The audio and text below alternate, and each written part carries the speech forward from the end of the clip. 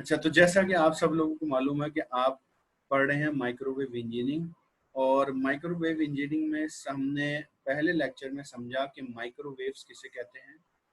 Microwaves का introduction उसमें आपने पढ़ा, माइक्रोवेव के एडवांटेजेस को आपने पढ़ा, और फिर आपने उसके डिसएडवांटेजेस भी पढ़े, फिर आपने एप्लीकेशन फील्ड भी पढ़ी कि किस एप्लीकेशन में उसको वो मौजूद है। इसके अलावा फिर आपको नोट्स और लेक्चर जो है ना वो उस सिलसिले में जो है वो प्रोवाइड किए गए। ये उसके नोट्स आपके लगे हुए हैं। वीडियो लेक्चर जो है वो ज़रा कुछ अभी रहता है, तो इंशाल्लाह वो भी लग जाएगा। इसके बाद अब आपको असाइनमेंट भी दे दी गई पहले उसके हिसाब से, इसमें से कुछ की असाइनमेंट्स के मार्क्स भी लगा दिए गए हैं। सेकंड टॉपिक आपका था आयनोस्फेयर का। आयनोस्फेयर के बाद आप लोगों का जो अगला टॉपिक है जो आप पढ़ना है आपने, वो है बैंडविड्थ एंड की टर्म्स। पहले हम अंडरस्टैंड कर लेते हैं बैंडविड्थ को कि बैंडविड्थ है क्या। बैंडविड्थ एक ब्रॉड टर्म है, यानी इसका मतलब ये हुआ कि इसके मीनिंग बहुत ज़्यादा मीनिंग है। बैंडविड्थ की मीनिंग बहुत ज़्यादा मीनिंग है, इसलिए इसको ब्रॉड टर्म कहते हैं। बैंडविड्थ की जनरल मीनिंग पहले समझते हैं क्या है। जो बैंडविड्थ की जनरल मीनिंग है उसका मतलब ये हुआ कि किसी भी शख्स के अंदर ऐसी सलाहियत जो कि वो किसी भी सिचुएशन को डील करता हो, यानी कोई सी भी सिचुएशन हो उसको हैंडल करने की जो उसमें मेंटल सलाहियत है उसको बैंडविड्थ कहते हैं। तो इसका मतलब ये हुआ कि इस मीनिंग से हमें ये फायदा हो रहा है कि कुछ समझ में आ रहा होगा कि जाहिर बात है ये भी कैपेसिटी होगी। अब ये मेंटल कैपेसिटी तो नहीं होगी, ये किसी और चीज़ की कैपेसिटी होगी, तो और इसने भी सिचुएशन करना होगा, डील करना होगा। तो इसको देख लेते हैं। बैंडविड्थ असल में मेजर्स करती है कि कितना डाटा फ्लो होना है किसी स्पेसिफिक कनेक्शन में से एक वक्त में। एक वक्त में डाटा फ्लो के बारे में ये मेजरमेंट देती है कि इसकी पैमाइश ये है। इसके अलावा बैंडविड्थ हमें ये डिस्क्राइब करती है कि मैक्सिमम डाटा ट्रांसफर रेट जो है ना वो किसी भी इंटरनेट कनेक्शन में या नेटवर्क में कितना है। इसके अलावा ये हमें ये बताती है कि बैंडविड्थ कितनी इसके अंदर कैपेसिटी है। तो ये फार्मूला इसका हमारे पास है, वो क्या है कि जो मैक्सिमम फ्रीक्वेंसी है जिसे हम हाई फ्रीक्वेंसी भी कहते हैं, और मिनिमम फ्रीक्वेंसी जो कि हमारी लो फ्रीक्वेंसी भी कहलाती है, उनके दरमियान डिफरेंस को कंपोजिट सिग्नल्स में। कंपोजिट सिग्नल्स कौन से होते हैं? हमें सिग्नल भेजने तो हम ये करेंगे कि एक सिग्नल भेजेंगे, फिर दूसरा भेजेंगे, फिर तीसरा भेजेंगे, फिर चौथा भेजेंगे, ऐसा तो नहीं होता। हम कई सारे सिग्नल मिक्सअप करके और फिर भेजते हैं। तो बैंडविड्थ ये बताती है कि जितने मिक्सअप किए हैं, तो जो ये मिक्सअप किए हैं उनकी गुंजाइश कितनी है, उसी के मुताबिक गुंजाइश के मुताबिक ही तो जाएंगे। अगर वो सिग्नल की जो गुंजाइश है, कोई हाई फ्रिक्वेंसी का सिग्नल है और बैंडविड्थ कम हुई, तो वो कैसे गुजरेगा? वो तो गुजर ही नहीं सकता। इसलिए मैक्सिमम फ्रिक्वेंसी और लोवेस्ट फ्रिक्वेंसी के दरमियान जो भी डिफरेंस है उसे हम बैंडविड्थ कहते हैं। बैंडविड्थ जो है उसे बिट रेट में भी मेजर्स किया जाता है, और ये ट्रांसमिशन कैपेसिटी के बारे में बताते हैं। किसी भी कम्युनिकेशन सिस्टम में जो बिट रेट है उसको भी मेजर्स करता है। बैंडविड्थ जो है वो क्या है? वो रेंज ऑफ फ्रीक्वेंसीज हैं जो कि किसी भी मीडियम में एक साथ जा रही हैं। बैंडविड्थ को हम कह सकते हैं कैरिंग कैपेसिटी ऑफ चैनल या data transfer speed of channel. Carrying capacity यानी क्या चीज कैरी करके लेके जाएगी? डाटा कैरी करके लेके जाएगी। और data transfer speed of connecting channel. जी, इस सिलसिले में कोई सवाल? नहीं? नहीं सर, ठीक है। चलें ठीक है, आगे आ जाते हैं। अब हमने इससे पहले जो चीज़ें पढ़ी थी उसमें कुछ सवालात ऐसे भी थे जहां बैंडविड्थ का सवाल किया गया था। तो मैंने बैंडविड्थ के बारे में आप लोगों को बता दिया कि ये बैंडविड्थ होता क्या है। इसके बारे में यहाँ मैंने तफसील से ये दे दिया है आपको सारा। तो अब आगे आपके चलकर बैंडविड्थ के बाद कुछ और सवालात भी हुए थे जिसमें कुछ टर्म्स पूछी गई थी। तो मैंने फिर वो टर्म्स जो है ना वो इस तरीके से किया कि वो टर्म्स भी इधर आपको बयान कर दी हैं। मिसाल के तौर पर सब पहले पूछा गया था ये नेलो करारा कौन है, मैंने बताया कि जी नेलो करारा बेसिकली ये फ्लोरेंस में पैदा हुआ 19 फरवरी 1900 में। इसने ग्रेजुएट किया 1917 में, यानी इसकी ग्रेजुएशन 1917 में हुई। इसने एक थीसिस लिखा एक्सरे डिफ्रैक्शन पर 1921 में ही, और इसने बुनियाद भी रखी इलेक्ट्रोमैग्नेटिक वेव रिसर्च इंस्टीट्यूट की फ्लोरेंस के अंदर ही। ये जो हम इलेक्ट्रोमैग्नेटिक वेव्स हम भी पढ़ेंगे हम आगे, तो उसकी भी बुनियाद इसी ने रखी है, क्योंकि ये सारे चीज़ें इसी से बनी हैं। अब यहाँ पर इलेक्ट्रोमैग्नेटिक वेव्स के लिए मैंने ये, आप देखेंगे कि जब हमारा ये टाइटल है, जब हम इसे पढ़ते हैं, मिसाल के तौर पर मैं स्ट्रीम पे क्लिक करता हूँ, तो स्ट्रीम पे क्लिक करने के बाद यहाँ से आप देख सकते हैं कि ये सब चीज़ें मैंने बताई हैं। ये इलेक्ट्रोमैग्नेटिक वेव्स का स्पेक्ट्रम है। इलेक्ट्रोमैग्नेटिक वेव्स स्पेक्ट्रम में ये अपना है वेवलेंथ, और ये वेवलेंथ आगे चलकर छोटी होती चली जा रही है और फ्रीक्वेंसीज बढ़ती चली जा रही है। जैसे जैसे वेवलेंथ हमारी कम हो रही है, फ्रीक्वेंसी हमारी बढ़ती चली जा रही है। तो इस वेवलेंथ में रेडियो वेव्स है इतनी वेवलेंथ की, ये माइक्रोवेव्स है इतने वेवलेंथ की, इंफ्रा रेड वेव्स हैं, विजिबल है, अल्ट्रावायलेट, एक्सरेज। तो ये सारी इलेक्ट्रोमैग्नेटिक स्पेक्ट्रम जो है, ये सारा किसने बताया था? नेलो करारे ने ये बताया था, सारा का सारा स्पेक्ट्रम। तो उम्मीद है कि आपको यहाँ तक ये पॉइंट क्लियर हो गया होगा। नेक्स्ट चीज नेलो करारे के पढ़ते हुए अब एक वर्ड आया एक्सरे डिफ्रैक्शन। एक्सरे डिफ्रैक्शन है क्या चीज? एक्सरे डिफ्रैक्शन एक पावरफुल नॉन डिस्ट्रक्टिव टेक्निक्स है, जिसका काम क्या है, ये क्रिस्टलाइन जो मटेरियल्स हैं उनकी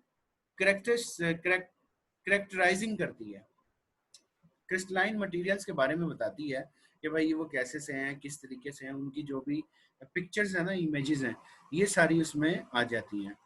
फिर इसमें आपके पास आ जाता है अगला topic EWRI electromagnetic waves research institute, जो कि मैंने अभी यहाँ बताया कि ये electromagnetic waves research institute Florence में नेलो करारे ने ही बनाया था।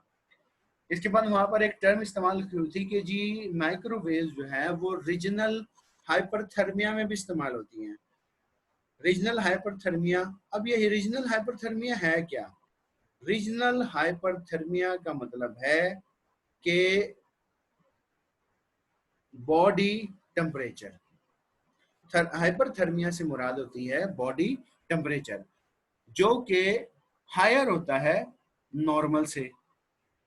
इसका मतलब यह हुआ कि खाली अगर मैं ये कहूँ हाइपरथर्मिया मींस बॉडी टेम्परेचर, तो आपको समझ आना चाहिए कि जो बॉडी है उसका टेम्परेचर जो है वो होता है। जैसे अब हमारे जिस्म का जो बॉडी टेम्परेचर है वो 32 डिग्री सेंटीग्रेड या 98.6 डिग्री फ़ारेनहाइट होता है। तो अब ये बढ़ना शुरू हो जाता है। अब ये बढ़ता क्यों है? अगर किसी बंदे को बार बार बुखार चढ़ता है, बार बार बुखार ही रहता है, बुखार ही रहता है, बुखार ही रहता है, दवाइयाँ खाता है, फिर सेट हो जाता है, फिर दवाइयाँ खा रहा होता है और वो मुसलसल बुखार रह रहा होता है, तो इसका मतलब ये होता है कि उसके अंदर कोई ना कोई एबनॉर्मलिटी पाई जा रही है। तो जब कैंसर होता है जिस शख्स को, तो उसका भी जिस्म जो है ना वो बुखार का शिकार हो जाता है। तो इसमें क्या होता है कि अब हमने एक प्रोसेस करना है यहाँ पर, किसका? टेम्परेचर का। कैसे टेम्परेचर का? यानी उसे हीट देंगे, हीट देकर हम उस कैंसर सेल को खत्म करेंगे। तो रीजनल हाइपरथर्मिया दरअसल एक वो ट्रीटमेंट है जिसमें हम केमोथेरापी या रेडिएशन थेरापी के साथ हीट देकर उसे खत्म करते हैं कैंसर सेल को। अब कैंसर सेल कैसे खत्म होता है? कैंसर सेल को अगर खाली हीट दिया जाए तो ये पॉसिबल नहीं है, उसके लिए ज़रूरी होती है कि हमें केमोथेरापी भी लेनी पड़ती है। यानी इसका मतलब ये हुआ कि बजरिया हीट हम क्या करते हैं? कैंसर के सेल्स को ख़त्म करते हैं। लिहाजा ये तरीक़ेकार कहलाता है रीजनल हाइपरथर्मिया। फिर केमोथेरापी क्या चीज़ है? केमोथेरापी का जब वर्ड आया तो मैंने साथ में बता दिया कि जी केमोथेरापी क्या चीज़ है।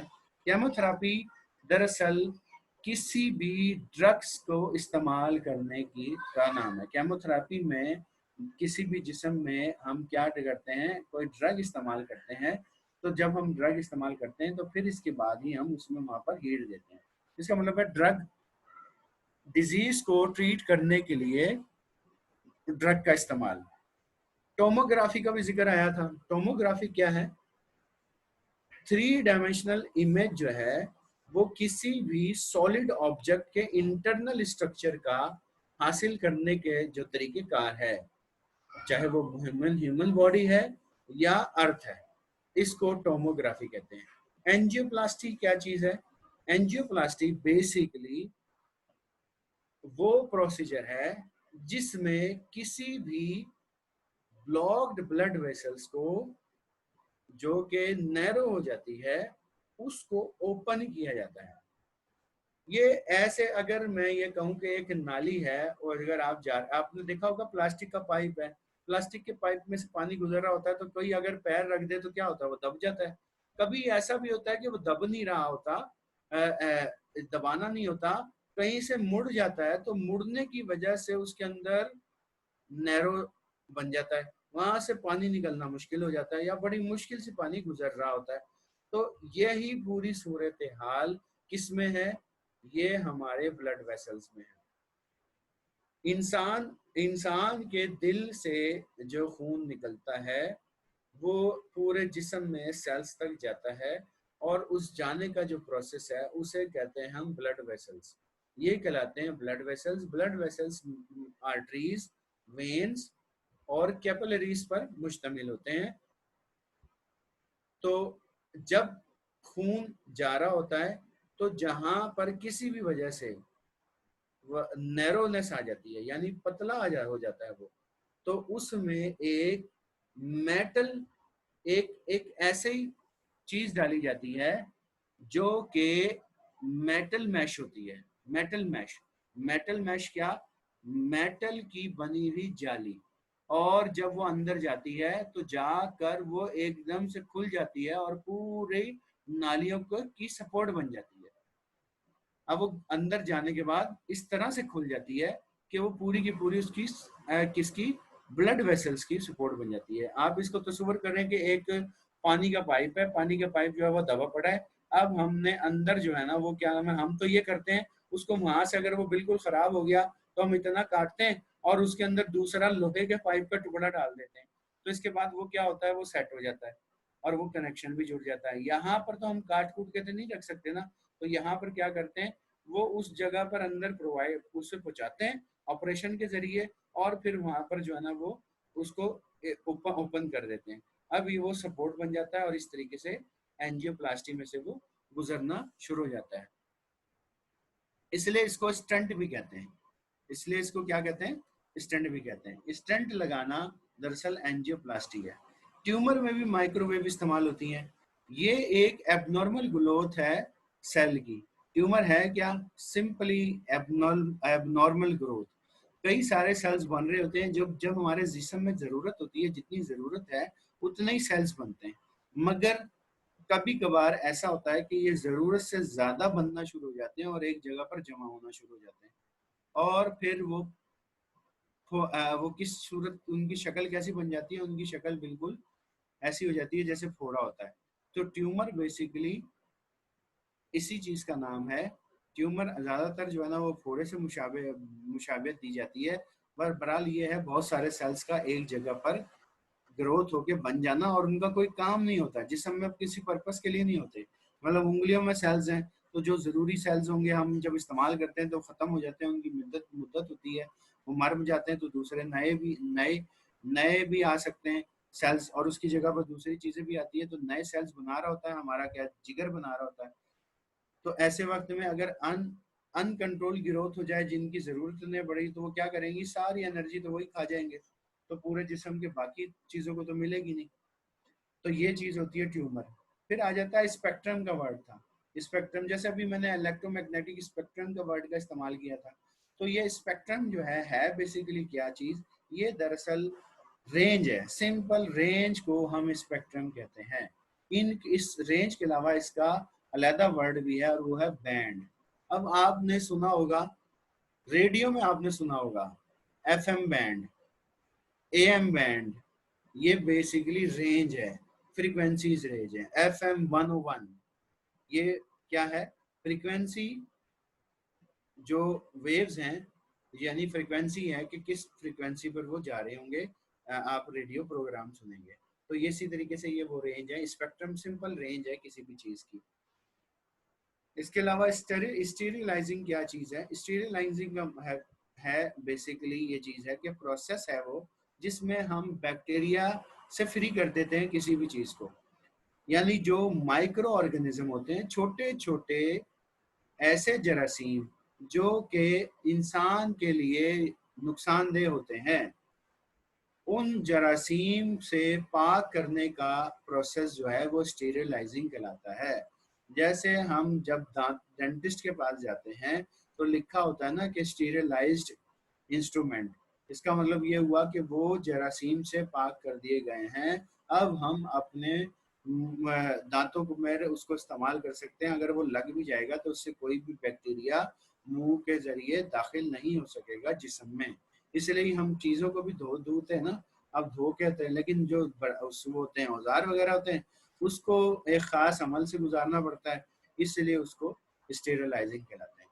तो उम्मीद है कि आप लोगों को यहाँ तक ये सारी जो है की टर्म्स हैं ये समझ में आ रही होंगी कि किस तरीके से ये चीज़ें हैं, क्या क्या हैं। तो मैंने आप लोगों को आज पढ़ाया बैंडविड्थ क्या होती है, मैंने इसके अलावा आपको की टर्म्स के बारे में बताया कि नैलो करारा कौन है, XRD क्या चीज़ है, EWRI क्या है, रीजनल हाइपरथर्मिया क्या है, केमोथेरेपी क्या कहलाती होती है, टोमोग्राफी क्या कहलाती है, एंजियोप्लास्टी किसे कहते हैं, ट्यूमर क्या होता है, स्पेक्ट्रम क्या होता है और स्टेरिलाइजिंग क्या चीज़ होती है। तो उम्मीद है कि आपको यहाँ तक ये सारी बातें समझ में आ गई होंगी। तो इसकी आप लोगों ने अब जो है वो तैयारी कर लेनी है। अगर इस सिलसिले में कोई आप लोगों के जहन में कोई क्वेश्चन हो तो आप मुझसे अभी भी पूछ सकते हैं, या आप बाद में पढ़ रहे हों और पढ़ने के दौरान आपको जहन में ये बात आए कि नहीं ये इसमें मैंने ये सवाल पूछना था, अभी तो ये उस वक्त मेरे जहन में नहीं आया, अब मेरे जहन में आया, तो आप स्ट्रीम पर जो है वो पूछ सकते हैं।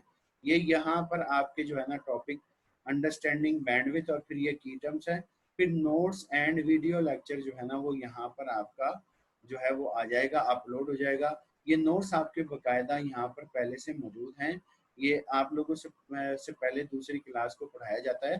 जैसे अब जुमे वाले दिन जो है क्लास आएगी, बल्कि जुमेरात वाले दिन, सॉरी जुमेरात वाले दिन जो क्लास आएगी तो उसको जो है वो मैं पहले पढ़ा देता हूँ, इसके बाद आप लोगों की बारी आती है। इसमें ये सब देखें, आपके पास नोट्स मैंने खोल के दिखा दिए हैं। ये नैलो करारा है, EWRI बैंडविड्थ, बैंडविड्थ जो है इसमें तो पिक्चर भी दिखा दी गई है कि बैंडविड्थ है किस तरीके से। बैंडविड्थ के बारे में मैंने तफसील भी बता दी कि बैंडविड्थ किस तरह से कंपोजिट सिग्नल्स के बारे में हमें पता चलता है। इसके अलावा बैंडविड्थ की एक जो है वो फार्मूला भी जो है वो लगाकर बता दिया गया कि इतनी सारी फ्रीक्वेंसी थी हमारे पास, 100, 300, 500, 700 और 900 हर्ट्ज थी, तो हमें कितनी बैंडविड्थ चाहिए थी। तो उसके लिए हमने देखा कि सबसे हाईएस्ट फ्रीक्वेंसी 900 हर्ट्ज है और जो सबसे कम 100 है, तो 900 में से 100 को हमने निकाला तो 800 हर्ट्ज आ गया। तो इस तरीके से ये कहलाई उसकी अपना क्या नाम बैंडविड्थ कहलाई। Regional hyperthermia, tomography, angioplasty, tumour, spectrum sterilising, ये सारे नोट्स की शक्ल में भी मौजूद है और वहाँ पर टॉपिक वाइज आपके पास मौजूद भी हैं। बैंडविड्थ की मिसाल बस ये नहीं है, पिक्चर्स जो है वो वहाँ पर अगर देना चाहूँ तो मैं अलग से देनी पड़ती है, इसलिए मैंने ये यहाँ पर नोट्स की शक्ल में भी दे दिया ताकि आप लोग अगर फोटो कॉपी करवाना चाहें या आप प्रिंट करवाना चाहें तो ये सब आपके पास मौजूद हो, आप इजीली कर सकते हैं। कोई आप लोगों के जहन में सवाल?